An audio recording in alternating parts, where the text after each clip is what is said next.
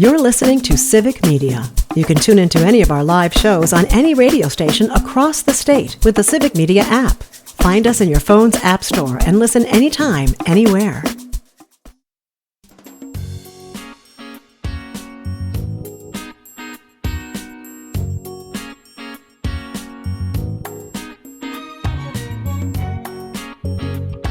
Live across Wisconsin on Civic Media, you're listening to Mornings with Pat Kreitlow, powered by Up North News. Now, from our Lake Wissota studio, here is the founding editor of Up North News, Pat Kreitlow. That would be me. It's 8:06 on a Tuesday morning, August 19th. Nice to have you back here up north, live from Lake Wissota, where the fog has lifted. At least here, the sunshine is out. Everything is lush. It is lush and green out here, and we're going to talk about the forecast with meteorologist Brittany Merlot in just a moment. First, a little note that tomorrow, the show here will not be here in the Lake Wissota studio. We will be live from Wisconsin Rapids. Our friends at WFHR are celebrating their 85th year of broadcasting to the Wisconsin Rapids community, and so they're having a big party this week to celebrate it, and so we wanted to go out and be part of the celebration. Well, the celebration isn't until later, so I guess I'm just part of the setup crew, but hey, whatever they need. So 6 to 9 a.m. tomorrow, I will be live from WFHR in Wisconsin Rapids. Looking forward to talking to folks all about that. But now let's get to that weather forecast, and meteorologist Brittany Merlot. Chad Holmes will be along in just a sec as well. So Brittany, the fog lifting here, I'm guessing that's not a universal thing just yet. No, not just yet. A lot of us are still in that blanket of fog, cloudy skies nonetheless. Pat is very lucky to see some sunshine, and that's going to be the case today. More sunshine peeking out far northwest, more clouds hanging on along Lake Michigan. Speaking of Lake Michigan, big waves, 3 to 6 feet out there, so beach hazard statement for Milwaukee, Racine, and Kenosha area. Rip currents, pretty dangerous out there. There's a lot of water that is rising, right? Those rivers are rushing too. Those currents are pretty strong right now. We're seeing some flooding far south in the state. Beloit got hit pretty hard with nearly 4 inches of rainfall yesterday. And of course, a lot of areas seeing some basement flooding, cropland flooding.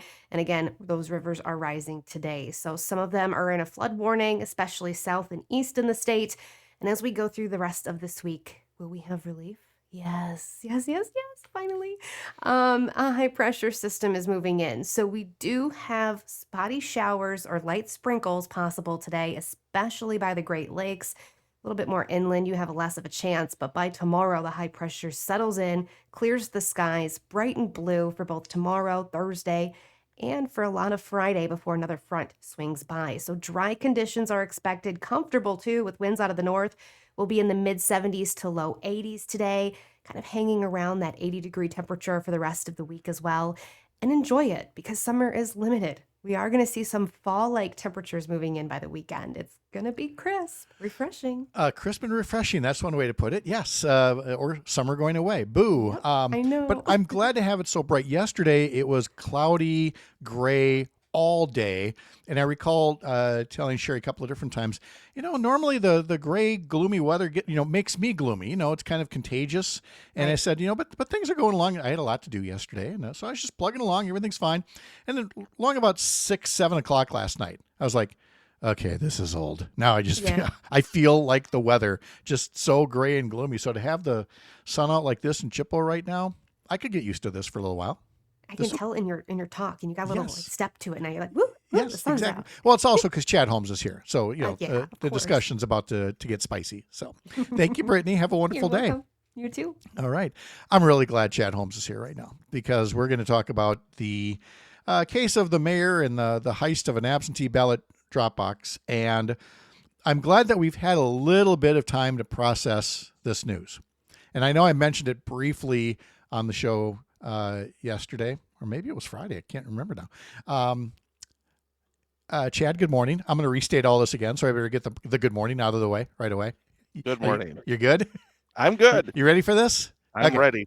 For those who've missed it, the mayor of Wausau, a conservative who loves spouting Republican talking points about not being a fan of absentee ballot drop boxes, who then took it upon himself to remove an absentee ballot drop box temporarily from its location outside of City Hall, against the expressed wishes of others, but who did it unilaterally, even though he was not authorized to do it unilaterally, is still awaiting any consequences for this. Beyond the city's ethics board, beyond the State Department of Justice investigation, the Marathon County District Attorney wanted to avoid a conflict of interest and called for a special prosecutor. The special prosecutor has been named. It's Republican Fond du Lac District Attorney Eric Toney, the last Republican to run for Attorney General against Josh Kaul in 2022. The same Eric Toney who agreed with the state Supreme Court when it was conservative majority and said drop boxes were illegal and had to go away. Eric Toney is on record agreeing with the notion of drop boxes being illegal. Chad Holmes, do you feel like this is going to be a special prosecutor who's going to bring consequences to Wausau Mayor Doug Denny for the unauthorized removal of an absentee ballot drop box? I don't. It certainly appears to be somebody that would be very sympathetic to everything that Doug Denny has said and done since late September of 2024. Look how well we've calmed down since then. Because again, like I said at the time, was Pam Bondi not available to do this investigation? I mean, come on. Another point that I always see in these situations, whether in this situation, you can go back to when Donald Trump was investigated by Robert Mueller. You can go back to way back. You can go back to when Bill Clinton was investigated by Ken Starr. Why is it always that a Republican is put in charge of these investigations?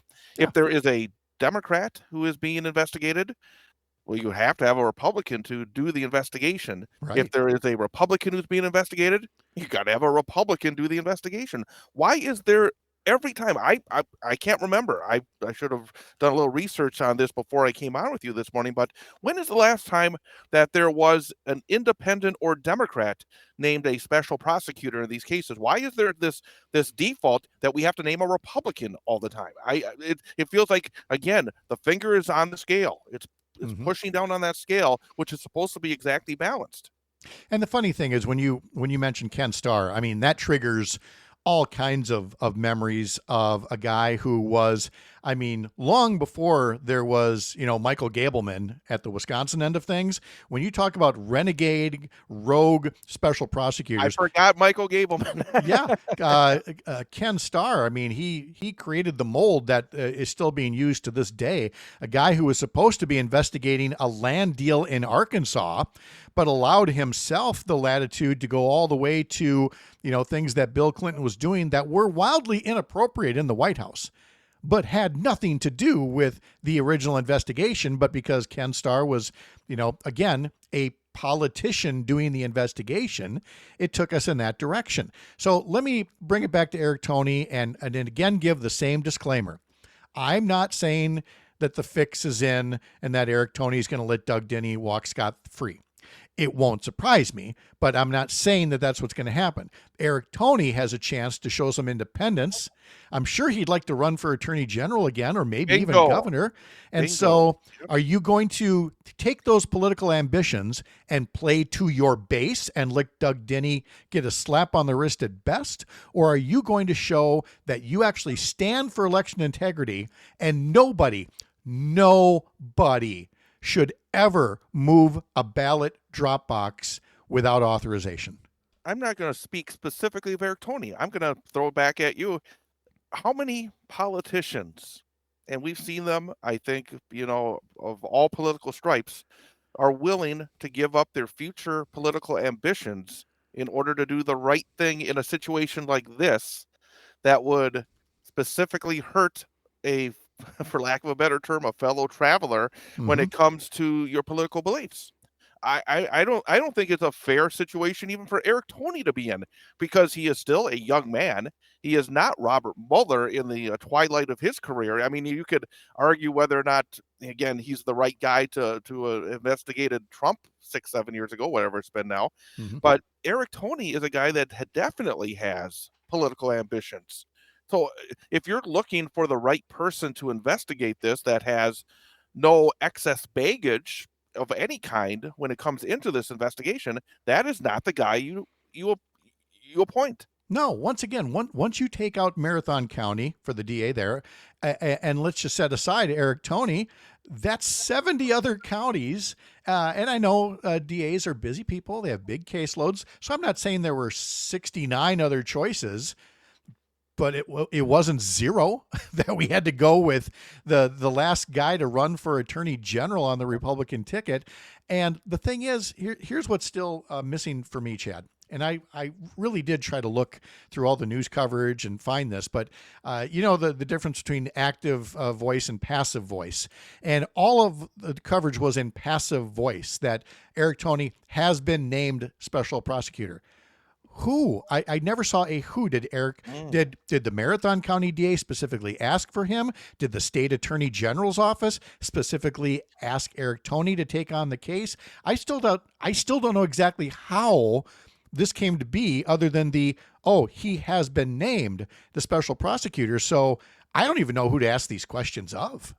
That is a very good question, and process matters. Yes. Because in this case, that is a rather significant moment in this case. Well, let me do this, and I'm now going to cast aspersions on Josh Call that may not necessarily be fair. But if that call came from the State Department of Justice, and Josh Call is the state attorney general, then people would be right to say, why did the Democratic attorney general sign off on having his last opponent, a Republican, be the special prosecutor of a case against ostensibly a fellow Republican when it comes to their thoughts on absentee ballot drop boxes? If this has got any kind of a trail through Josh Call, that's not a good look for him. Again, I don't know that it is or not. So I'd really like to know where where the process goes, like you said. Well, absolutely. And I think that is definitely a question that I would say potential Democratic gubernatorial candidate Josh Call might be asked in the very near future. I would hope that anybody that has that opportunity in the very near future says that or asks that. And again, I thought the DOJ, the state DOJ, has been investigating this for how many months now? Mm-hmm. And now we're at the point we're going to appoint there is something that just does not smell right again. And this seems to be, again, where it comes to people with political capital, like the mayor of Wausau, or like other political figures. I'm just looking it's treated differently than a normal investigation. I'm looking at Robert Mueller and Merrick Garland and now this, and saying, why do these things take so long? Chad Holmes from 98.9 WXCO catches local cut-ins, and follow him through the Civic Media website and the app. Thank you, Chad. Have a great day. You too, Pat. Still ahead, a local update for some of you, and then when we're all together in about 15 minutes, we'll be talking to Dan Shafer of the Recombobulation area. I'm Pat Kreitlow. This is the Civic Media Radio Network. And we have a full minute left to go here, Pat. Oh, did we? Yeah, we do. Look at that. Yeah. Oh. You're on the old clock, aren't you? I am. Boy, put your camera back on over there, young man. Let's, as I remind How's people it going? that again. It's good. It's good. Sorry, I was looking at here. I was looking at bringing up the old social media video here to let people know that we're on Blue Sky, and now we're on all the others, Facebook and Instagram and TikTok and YouTube. And as I was looking for the video to call up, I just let the clock run away from me, in the sense that I looked at the old clock as well. But let me tell you, we are on all the aforementioned social media channels, and we've got baseball again today. Doubleheader, Brewers and Cubs, Game 1 pregame at 12:45. Now, I'm still Pat Kreitlow. This is still the Civic Media Radio Network, and now it's time to go.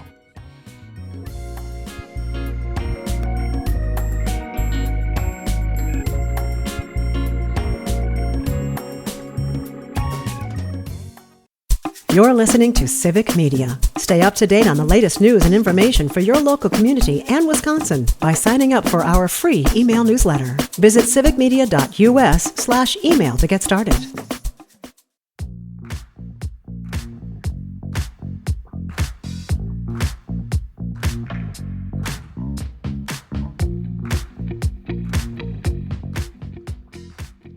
Hey, if you miss a program, or if you want to go back and say, did he really screw that up again? I want to listen back. You can by simply going to Spotify or Apple and subscribing to us as a podcast. That way you can catch us anytime, either instead of, because you couldn't listen live, or again, to listen back to a favorite guest or segment or interview, we would love to have you along as a subscriber. Up North News is part of Courier Newsroom, a pro-democracy news network with all kinds of newsletters and video series and podcasts. And one of those newsletters that keeps an eye on MAGA extremism is called American Freak Show by Nina Burley. And this week, her column is entitled Trump World Weenies and the Rock-Ribbed Ladies Holding Them Up.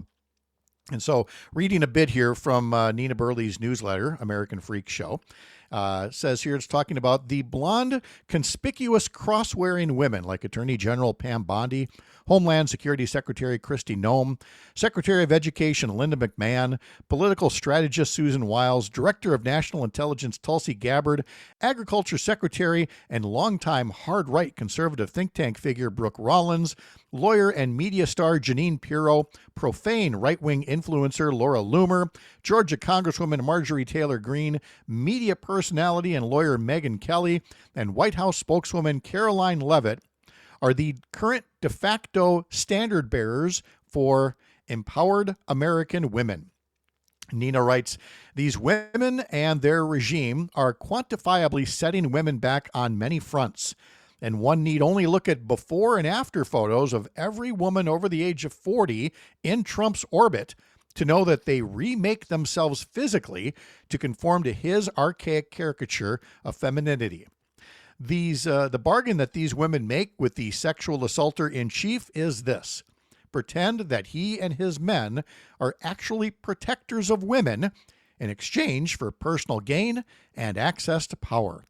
During the last weeks of his 2024 campaign, Trump was explicit on this in a menacing way, declaring he would be the protector of women, quote, whether they like it or not.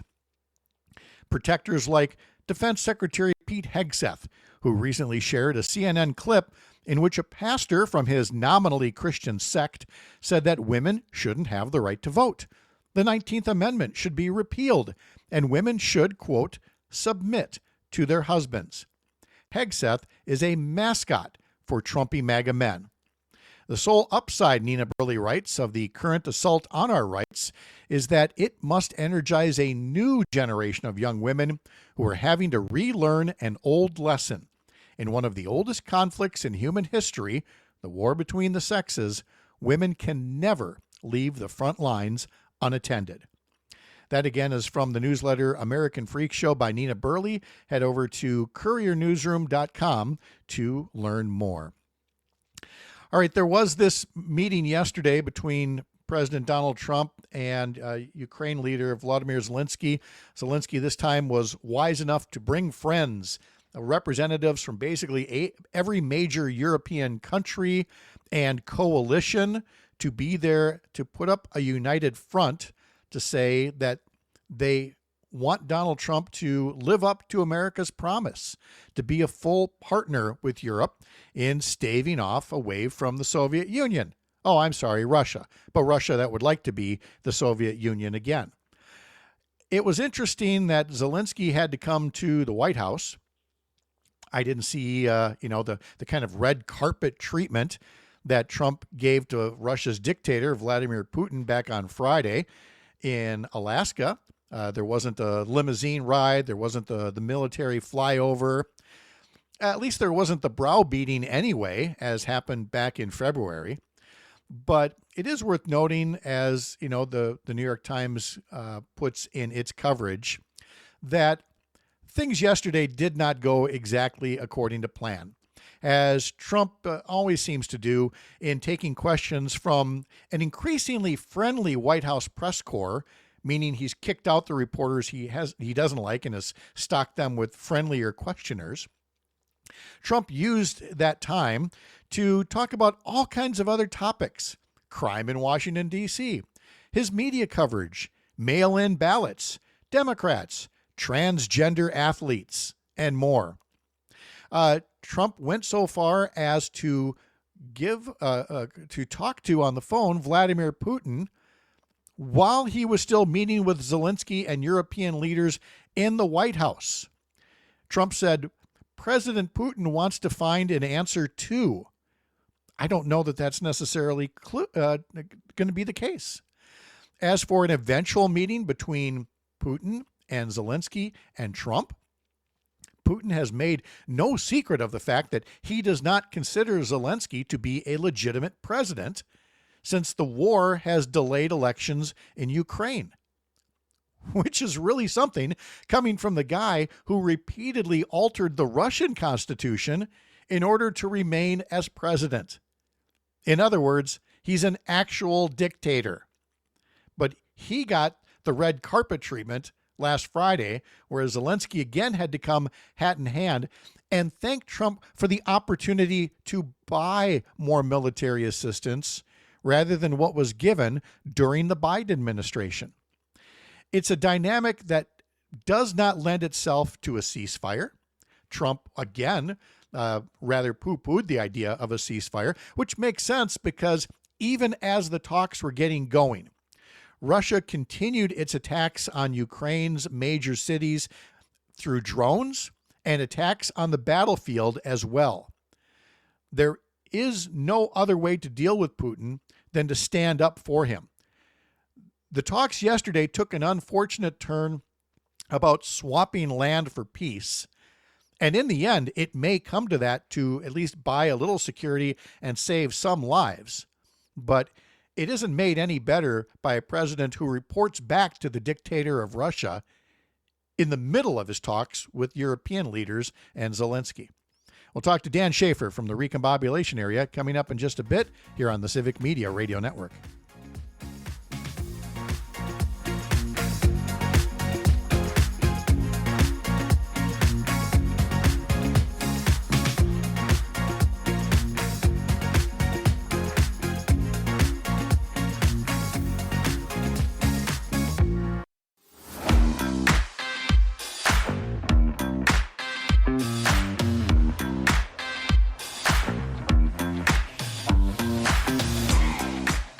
You are just about 30 minutes away from Matt and Air on Air here across the Civic Media Radio Network. Todd Alba will be stopping by to visit with Jane and Greg at 9:30. Dr. Ben Weston, the Chief Health Policy Advisor for Milwaukee County, will be visiting the show just after 10 a.m.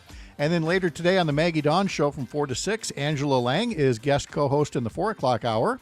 And in the 5 o'clock hour, Dr. Melinda Brennan, Executive Director of the Wisconsin ACLU, discussing how Wisconsin sheriff's offices are profiting off of Donald Trump's ICE. So all that and more coming up on Civic Media. To learn more, head to civicmedia.us.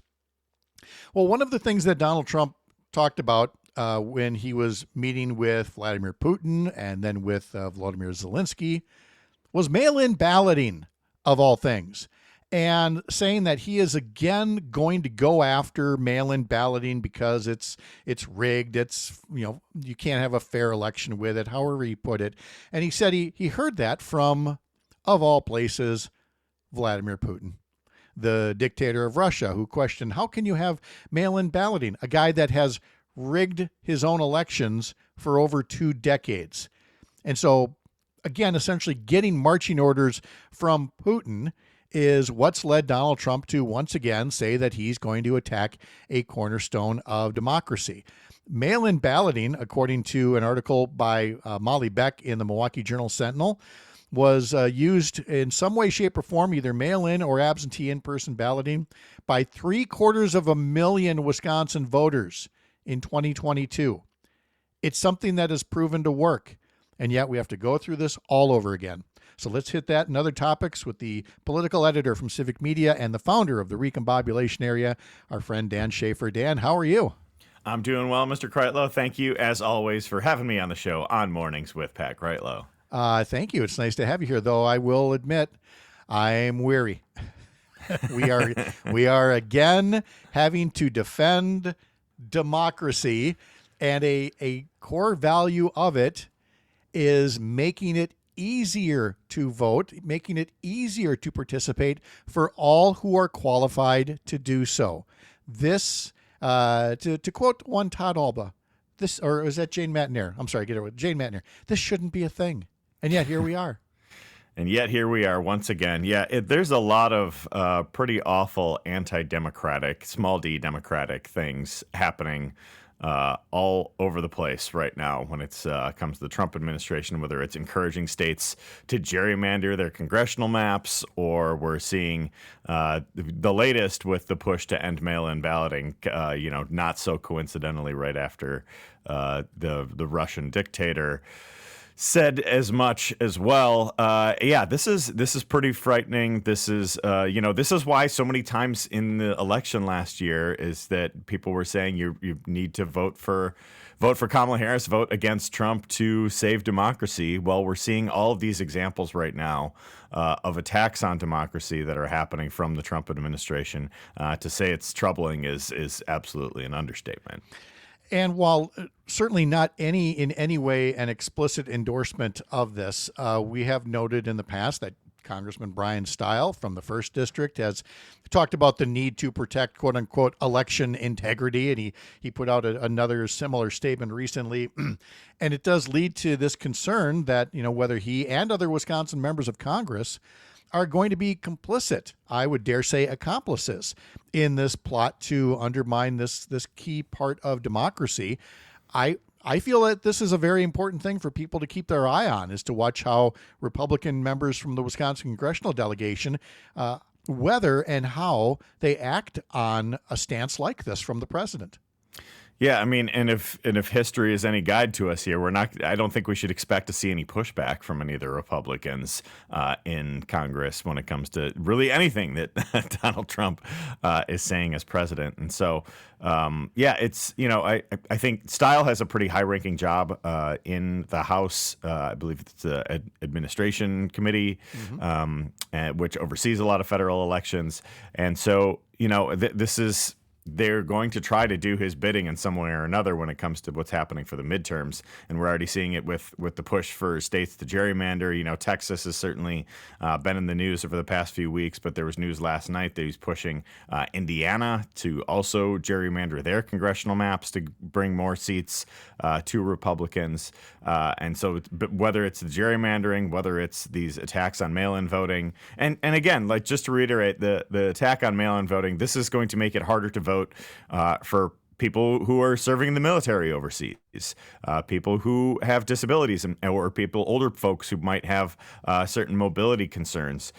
So this is going to limit legal voting for a whole lot of people. And, the goal should be the opposite. The goal should be to bring more and more people into the voting process, make it easier for people to vote safely and securely. And you know what? Mail-in balloting proved to do that in the last election. Like here in Wisconsin, Republicans really promoted that as a way to, kind of counter what Democrats had been doing to, Democrats were voting in higher numbers with mail-in balloting, particularly during the pandemic, and now we're seeing the attack on that, just as we're seeing attack on all kinds of legal voting. I wouldn't be surprised to see another push relating to some immigration issues, or however Trump might want to frame that as well. So we are going to, I think, between now and November 2026, we're going to be seeing a whole lot of attacks on democracy in this country, and it's going to be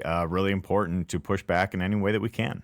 And that pushback is coming from several fronts, not the least of which the fact that there are already 3 Democrats in Wisconsin's 3rd congressional district who are itching to run against Derrick Van Orden. And for one of those candidates, Becca Cook, who was the nominee last time around for the Democrats against Derrick Van Orden, she's already getting some big name help from other members of Congress who are coming into western and central Wisconsin.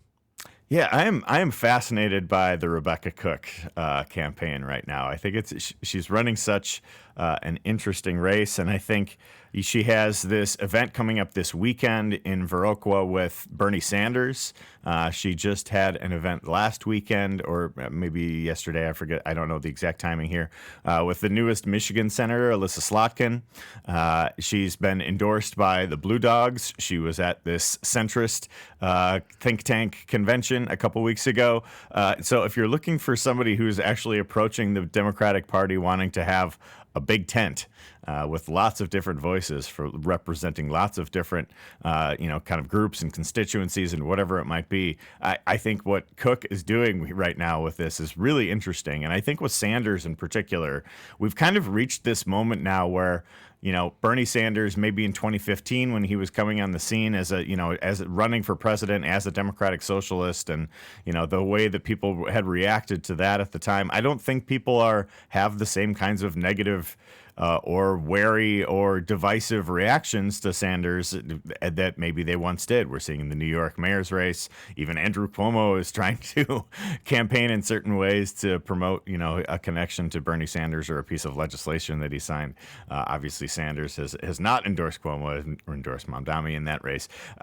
But it is very interesting to see the approach that Cook is taking. And really, if we're talking about Democrats needing to kind of rebuild that big tent, which is something that I've talked about a lot since the 2024 election. I think this is what it looks like. I think this is inviting people from all across the ideological spectrum to come campaign. And I'm really fascinated to see how the rest of her campaign plays out in the race to unseat Derrick Van Orden. I lost track of how many times you said either interesting or fascinating, because look, let's call it what it is. The whole reason there are 3 Democratic candidates in this race already is that there are folks who believe that Becca Cook has been too close to the Blue Dogs, has been too close to, a moderate position, when there are progressives and liberals in that district that want to be to stake a position more in line with Bernie Sanders. And yet here's Bernie Sanders now campaigning with Becca Cook.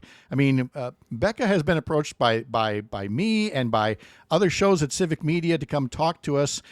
She has declined those invitations. And I think perhaps it's, again, to keep up this appearance of being moderate, not beholden to the party machinery. There are definitely establishment Democrats that have preferred, either Emily Berge or Laura Benjamin, who are already in the race, which is, again, here's that word, fascinating, that Bernie Sanders is looking at this and embracing Becca Cook's candidacy. I don't know if it's a left versus center thing or if it's more of an electability thing. Has Bernie Sanders and others taken a look at the field and said, well, there may be other Democrats, but they believe that Becca Cook, as the last nominee who came close, is the one who's more electable, and we won't worry about her more moderate positions. Right, and I do think the way she's running, as really emphasizing kind of her working class background, is certainly an extension in a certain way of kind of like Bernie Sanders progressivism. It might not be, this is the social democratic socialism or whatever you want to characterize it as. But I think that the divide in the Democratic Party is less of this progressive versus moderate that we saw maybe 10 years ago, certainly animated in that primary between Hillary Clinton and Bernie Sanders. I feel like the divide in the Democratic Party right now is almost on action versus inaction, or something along those lines, or focusing on the working class versus focusing on more neoliberal friendly corporate interest, or whatever buzzwords you want to throw in there for that kind of thing. And I think even if Cook has expressed more moderate views on certain things over the years, I do think the working class connection that she has can be seen as an extension of a Bernie Sanders style of leadership. But she had a campaign ad last year where she literally was standing in the middle of the road with a drone shot and making the case for somebody who was moderate. And for people who are closer to the far left of the party, that was a maddening image of, are you going to fight for us, or are you just going to be squishy in the middle? But for that 3rd congressional district, as Ron Kine knew as a Democrat and as Steve Gunderson knew as a Republican before him, that middle of the road is quite often the only way that road leads you to Congress. That's right. And, it's about winning, right? Right. You've got to, at the end of the day, you can have all the purity tests that you want, but if you don't win, it's not going to matter.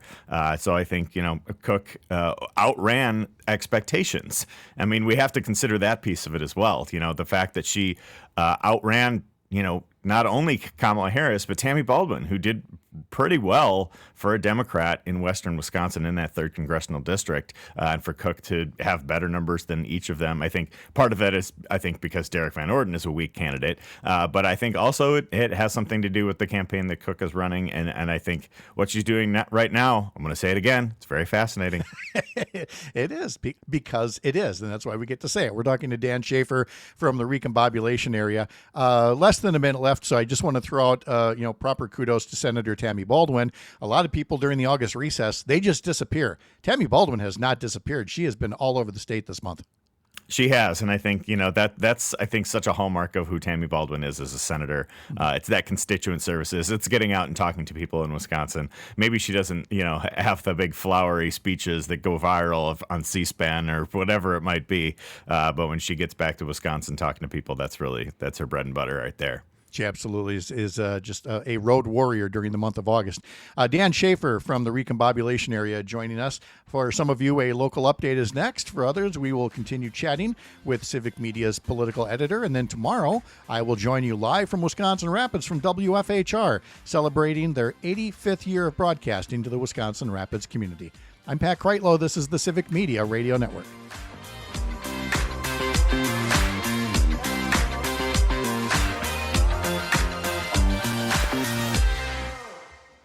You're listening to Civic Media. Find the latest news, information, and archives of all your favorite shows on the Civic Media website, civicmedia.us.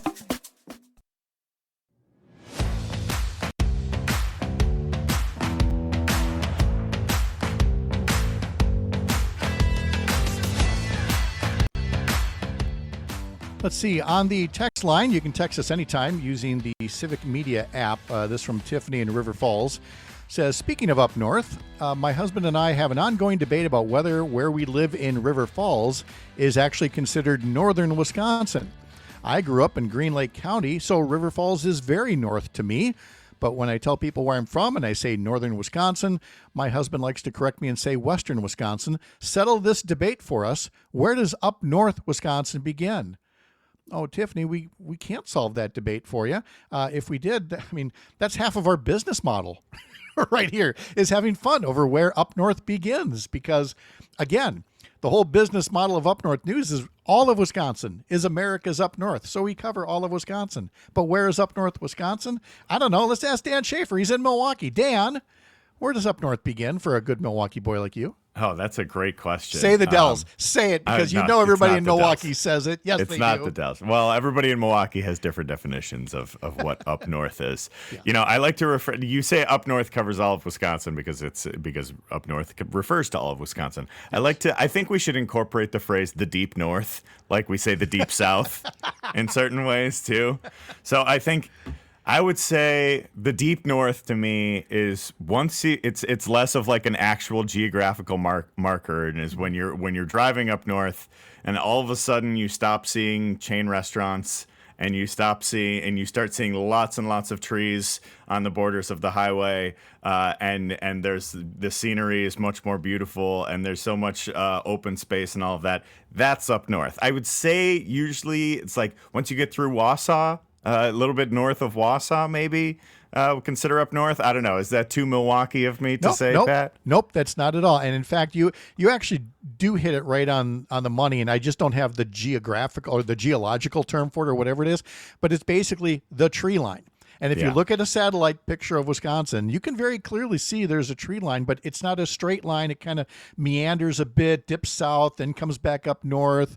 But it's the trees. You hit those trees rather than a lot of farms or cities, and you're there. But you're there in the land of George Webb. Are you going to be in line tomorrow for your free George Webb burger for that Milwaukee Brewer winning streak? You better believe I am, Pat. You better believe I'm going to George Webb's to get my free cheeseburger. I'll bring the kids with. We'll make a whole thing of it. It's going to be a good time. How's the city doing with all this? Especially coming through the flash flooding. I noted last week that even the day after the flash flooding, they still had a sellout crowd at American Family Field. How's the vibe, as the kids like to say? The vibes, as the kids say around the Brewers, are immaculate right now. The city is this is such a fun team, and so many people are so into this Brewers team right now. There's obviously a lot of people dealing with dealing with the flooding. I mean, we had another round of thunderstorms here last night that were, so I imagine there are some people waking up today and dealing with that as well. So, it's been tough for a lot of people, but this team is a really fun, enjoyable team. And I think, we've got the not just the George Webb's celebration that's happening tomorrow in and around Milwaukee, but the Euchre celebration that is happening this weekend, the celebration of Bob Euchre's life, and I think Bob Costas is going to be broadcasting from Milwaukee, and there's going to be a whole thing of it. I'm going with a couple friends. We got those tickets as soon as they went on sale, so it's a great time to be a Brewers fan, that's for sure. Oh, without a doubt. We're talking to Dan Shafer from the Recombobulation area, who's working on a new column, and I like how you describe the column because it really describes the political feel right now. How do you describe the column? So I put out a call for a mailbag column before I went on vacation, and just so happened that pretty much all of the questions that people sent me were about one topic, were about the governor's race for next year. I think, might have something to do with a column that I wrote earlier this summer, perhaps. But a lot of interest, I think, is certainly among Recombobulation area readers. So I characterize it as my too early assessment, my too early breakdown of the field for governor, both on the Democratic side and on the Republican side. Because it is. I mean, by our own admission, it's way too early for this. But we also know, as we learned from the presidential race last year, it's possible for these things to start too late. So, you'd almost rather be in a place, especially if you're at Sarah Rodriguez, this is a good place to be right now. I mean, David Crawley, the Milwaukee County executive, has talked about jumping in, but he hasn't yet. Senator Kelda Royce has talked about jumping in, but she hasn't officially yet. No other Republicans have jumped in than the two who are relative unknowns across, most of the state of Wisconsin. So, if you're happy if you're Sarah Rodriguez, Lieutenant Governor, I think you're moderately happy if you're Tom Tiffany, because, again, I don't think he actually wants to run for governor, but maybe is now feeling the pressure given the public opinion polling, which, by the way, I think is just based on name ID, not any kind of love for the guy. Yeah, I think it certainly seems like he's running, right? Like I was out of town for much of it, but I saw some of the social media stuff that he was doing at Wisconsin State Fair and all of that. And that's the type of thing you're going to do if you're running as a statewide candidate. It seems like he's probably headed in that direction. And I think the main thing on the Republican side is a Trump endorsement. Like there was this poll that the Daily Caller put out that showed Tiffany at the top of the field with 40% to somewhere between 10 and 15% for Berrien and Showman. And then they said if Tiffany were to get a Trump endorsement, it was something like 60-some% of the Republican voters would back Tiffany. So I think the whole thing on the right for their gubernatorial primary is a Trump endorsement. That's the whole ball game. Yeah, it's almost why even have a primary, which gets back, we end as we began, an attack on basic democracy itself. It's just whatever Trump wants. It's not great. It's not Dan great. Shafer, not great. You can read his stuff, which is always great at the Recombobulation area, and political editor for Civic Media. Dan, thank you so much. Appreciate it. Have a Enjoy great your day. time in the deep north. Will do. Although I'll be central Wisconsin coming up tomorrow as I report live from WFHR in Wisconsin Rapids for their 85th anniversary. My thanks to today's guest, Dan Shafer there, Dan Hagan, Chad Holmes, Fred Clark, also Brittany Merlot, Parker Olson, and to you for being here today. I'm Pat Kreitlow from Up North News, the Wisconsin outlet for Courier, a pro-democracy news network. Enjoy the rest of your Tuesday. I'll see you tomorrow morning from Wisconsin Rapids.